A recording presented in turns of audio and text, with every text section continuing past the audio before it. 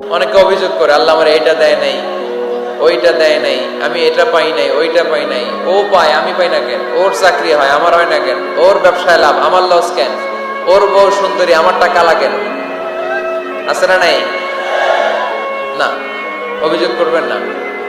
আপনি যে অবস্থানে থেকে অখুশি, আপনি যে অবস্থানে থেকে আল্লাহর কাছে অভিযোগ করতেছেন, আপনার এই অবস্থানে আসার জন্য অনেকে আল্লাহর কাছে দোয়া করতেছে, ঠিক কিনা? কিন্তু আপনি এই অবস্থানে খুশি না। অনেকে এই অবস্থানে আসতে চায়, তাদের স্বপ্ন যে তারা একদিন আপনার স্থানে আসবে, কিন্তু আপনি আপনার জায়গায় থেকে খুশি না। এজন্য উনজুর ইলা মান হুয়া আসফালা মিনকা, তোমার চেয়ে যে খারাপ অবস্থায় আছে তার দিকে তাকাও, তাহলে তোমার মনের দুঃখ ঘুচিয়ে দিবে কে? আপনার চেয়ে যে খারাপ অবস্থানে আছে তার দিকে দেখেন কি অবস্থা। আপনি এইটা চান, ওইটা চান, কত কিছু লাগবে আপনার। হসপিটালে যে দেখেন ক্যান্সারে আক্রান্ত রোগীদের কি অবস্থা দেখেন। ক্যান্সার যার নেই কোনো অ্যান্সার, বাঁচবে না সে। ওরে যে জিজ্ঞেস করেন, ভাই আমি তো বাড়ি চাই, গাড়ি চাই, আমার অনেক অভিযোগ, আমি এটা চাই, ওটা চাই, তুমি কি চাও? ক্যান্সার আক্রান্ত রোগীটা বলবে, আমি কিচ্ছু চাই না, আমি খালি বাঁচতে চাই। ক্যান্সার আক্রান্ত রোগীটা কি চায়? শুধু কি চায়? বাঁচতে চায়। আর আমাদের অনেক কিছু লাগবে, এজন্য বেঁচে যে আছি এই জন্যই আলহামদুলিল্লাহ।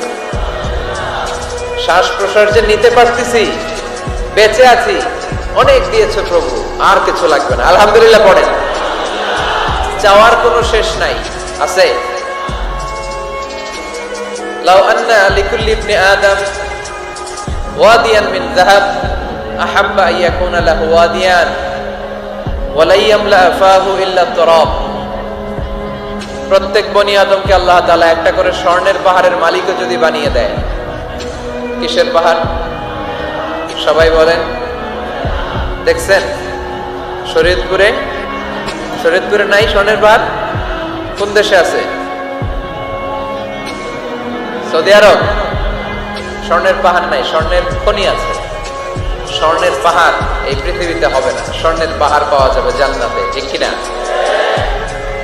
প্রত্যেককে যদি আল্লাহ একটা করে স্বর্ণের পাহাড়ের মালিকও বানিয়ে দেয়, তারা আরো একটা স্বর্ণের পাহাড়ের মালিক হতে চাইবে। আচ্ছা বুঝে শুনে উত্তর দেন তো, আল্লাহ যদি আমাকে একটা স্বর্ণের পাহাড়ের মালিক বানিয়ে দেয়, আমার 14 পুরুষ এই পাহাড়, স্বর্ণের পাহাড় কেটে কেটে ভেঙে ভেঙে বিক্রি করে খেয়েও এই পাহাড়ের অর্ধেকও কি শেষ করতে পারবো? তাহলে আরেকটা লাগবে কেন? স্বভাব, ঠিক কিনা? স্বভাব কি? তো একটা স্বর্ণের পাহাড়ের মালিক যদি আমি হই, আমার 14 পুরুষ খেয়েও শেষ করতে পারবে, তারপরেও আমি আরেকটা কেন চাই? স্বভাব। আল্লাহর হাবিব বললেন এটা স্বভাব। ওয়ালা ইয়ামলা আফাহু ইল্লা তুরাব, কবরের মাটি ছাড়া কোনো কিছুই তার এই জিহ্বাটারে থামাতে পারবে। যার আছে যত বেশি, তার আরো চাই তত বেশি। মানুষের আছে যত বেশি, তার চাই তত বেশি।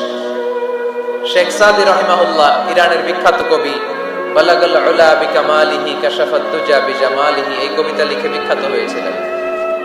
তো ওনার একটা সময় আর্থিক দৈন্যতা যাচ্ছিল, টাকা পয়সা ছিল না, ফলে পায়ে দেওয়ার মতো জুতা ছিল না। কি ছিল না? জুতা ছিল না। তো খুব আফসোস করে একদিন মনে মনে আল্লাহরে বলে, আল্লাহ আমি এত বড় কবি, আমার পায়ে দেওয়ার মতো জুতা নাই। আহা, আফসোস করে ঘর থেকে বের হয়েছে। বের হয়ে দেখে এক ভিক্ষুক ভিক্ষা করে, ওই ভিক্ষুকের 2টা পাই নাই। ভিক্ষুকের 2টা, আর কবি সাহেবের কি নাই? জুতা নাই। কবি সাহেব যখন এই দৃশ্য দেখছে, হায় রে, আমার তো পা আছে, এর তো পাই নাই, সেজদায় পড়ে গেল। আর আল্লাহরে বলে, আল্লাহ শুকর, আলহামদুলিল্লাহ, বেশ ভালো আছি, আর কিছু লাগবে না। এজন্য শান্তি হচ্ছে শুকর আলহামদুলিল্লাহর ভিতরে। শান্তি কিসের ভিতরে? শুকর আলহামদুলিল্লাহর ভিতরে। এজন্য আওয়াজ করে পড়েন আলহামদুলিল্লাহ। আপনার চাহিদার কোনোদিন শেষ হবে না।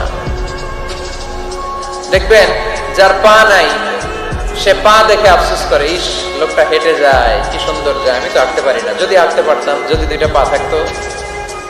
যার পা আছে, সে সাইকেল ওয়ালাদেরকে দেখে আফসোস করে, ইস আমার যদি একটা সাইকেল থাকতো তাহলে তার হাঁটা লাগতো না, সাইকেল দিয়ে বাজারে যেতাম। যার সাইকেল আছে সে আবার হুন্ডাওয়ালাদেরকে দেখে আফসোস করে, ইস একটা হুন্ডা যদি থাকতো তাহলে তো ভো ভো করা যাইতো না। হুন্ডাওয়ালার আফসোস আছে প্রাইভেট কারওয়ালাদের দেখে, তারা আফসোস করে ইস আমার যদি একটা কার থাকতো তাহলে তো কার চালাইতে পারতাম। যাদের প্রাইভেট কার এদেরও আফসোস আছে, ইস আমার যদি একটা হেলিকপ্টার যদি থাকতো তাহলে তো উড়াল মারতে পারতাম, ঠিক না? হেলিকপ্টার ওয়ালাদেরও আফসোস আছে, আমার যদি একটা জেট প্লেন থাকতো, jet plane, private jet plane, ও প্রিন্স ওয়ালিদ বিন তালালের মতো 70% মেড অফ গোল্ড, তার একটা জেট প্লেন আছে, এটার 70% স্বর্ণ দিয়ে বানানো। তার মানে চাওয়ার কোনো শেষ আছে নাই। সুখ শান্তি যদি চান অলওয়েজ পড়বেন আলহামদুলিল্লাহ। কি পড়বেন? টাকা যার বেশি টেনশন তার বেশি। সাধারণত টাকা যার বেশি রোগ তার বেশি, টাকা যার বেশি শান্তি তার কম। আপনি খোঁজ নিয়ে দেখেন, 1000 কোটি টাকার মালিক, ঘরে শান্তি নাই, স্ত্রীর সাথে মনোমালিন্য, স্ত্রী যায় একদিকে উনি যায় আরেকদিকে, পোলায় কই যায় পোলায় নিজেও জানে না, মেয়ের অবস্থা খারাপ, আরেক ছেলের সাথে হাঁটে। তো এই হচ্ছে এদের লাইফস্টাইল। সবাই না, আল্লাহওয়ালা যারা তারা ভিন্ন। রাতে এদের ঘুম হয় না, অনেকগুলো ঘুমের ট্যাবলেট খেয়ে ঘুমাতে হয়, ঘুম আসে না, ঘুম আসে না। কিন্তু রিক্সাওয়ালা, কুলিওয়ালা, দিনমজুর, এদের রোগ বালাই আছে? কথা বলেন। খাওয়ার সমস্যা আছে, ঘুমের সমস্যা আছে, শুইলেই ঘুম আসে, যেখানে রাইত ওইখানেই গাই। ঘুমাইতে দেরি, নাক ডাকতে দেরি হয় না, ওর নাকের ডাকের আওয়াজে ট্রাকের ইঞ্জিনও ফেল। শান্তির ঘুম। এই জন্য সবসময় শান্তি খুঁজতে হবে। কি খুঁজবো? শান্তি দেওয়ার মালিক কে? আল্লাহ তুমি এই দেশটাকে শান্তিময় করো, শরীয়তপুরটাকে তুমি শান্তিময় করো, আজকের মাহফিলটারে কবুল করো।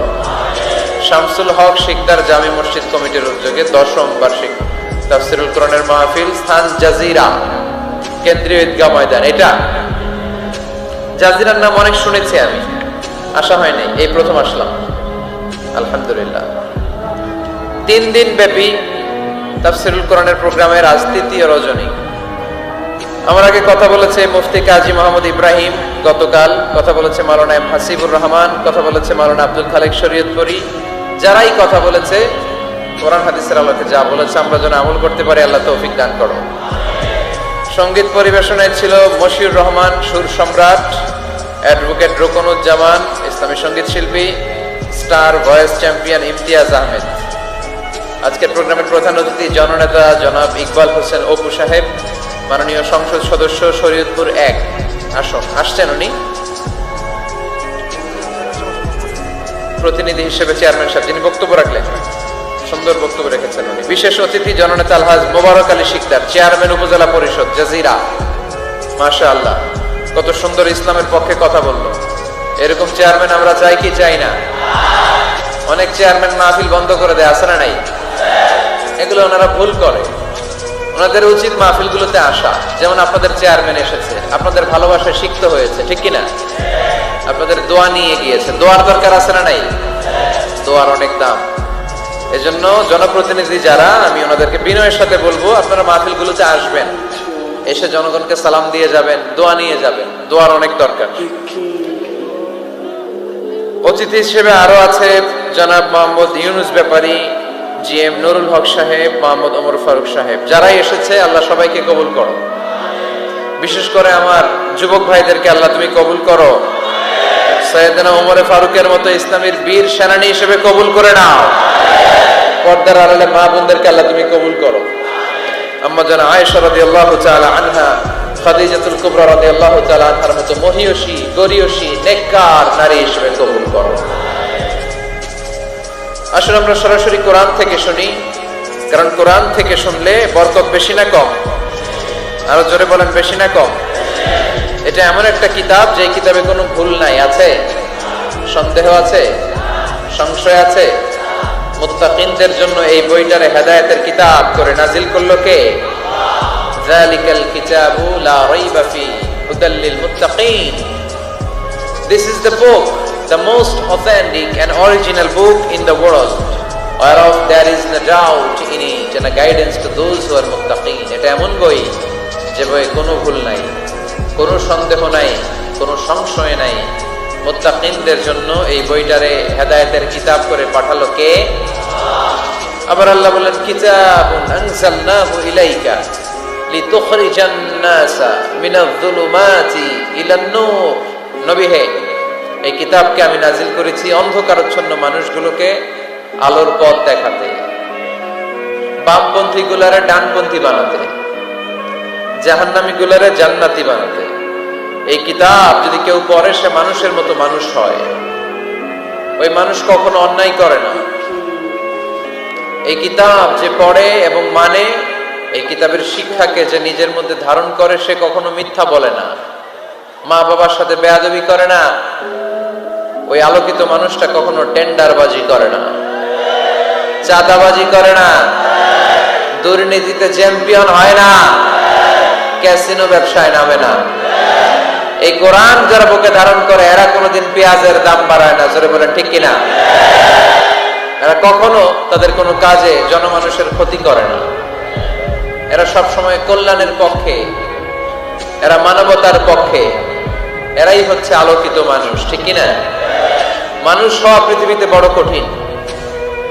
খালি চোখে যা দেখেন এগুলো মানুষ না, এগুলো জনসংখ্যা। এগুলো কি? এজন্য বলা হয় বাড়ছে জনসংখ্যা, কমছে মানুষ। বাড়তেছে কি, কমতেছে কি? মানুষ। গরুর পেট থেকে বেরোলেই ওটা গরু হয়ে যায়, ছাগলের পেট থেকে বেরোলেই ওইটা ছাগল হয়ে যায়, মুরগির পেট থেকে বেরোলেই ওইটা মুরগি। কিন্তু মানুষের পেট থেকে বেরোলেই ওটা মানুষ হয় না, ওটার মানুষ বানাইতে হয়, তাই না? আবার গরুকে কেউ কোনোদিন বলে না এই তুই গরুর মতো গরু হ, বলে? শরীয়তপুরে আপনারা বলেন না? ছাগলকে কেউ কোনোদিন বলছে এই তুই ছাগলের মতো ছাগল হ। কিন্তু মানুষকে বলা হয় তুমি মানুষের মতো মানুষ হও। কোরআন পড়লে মানুষের মতো মানুষ হওয়া যায়, ঠিক কিনা? এই দুনিয়া এখন তো আর সেই দুনিয়া নাই, মানুষ নামের মানুষ আছে দুনিয়া বোঝায়। সেই মানুষের ভিড়ে আমার আসল মানুষ নাই, ঠিক কিনা? আসল মানুষের বড় অভাব। মানুষের মতো মানুষ খুঁজে পাওয়া দুষ্কর। এই কোরআন এসেছে আমাদেরকে মানুষের মতো মানুষ বানাতে। এজন্য এই কোরআন থেকে শুনলে লাভ না লস? কোরআনের সাথে আমাদের সম্পর্ক বাড়াতে হবে। প্রতিদিন কোরআন তেলাওয়াত করতে হবে। আপনারা করেন? হ্যাঁ, আজকে করছেন কারা কারা দেখি? মাশাআল্লাহ, মাশাআল্লাহ।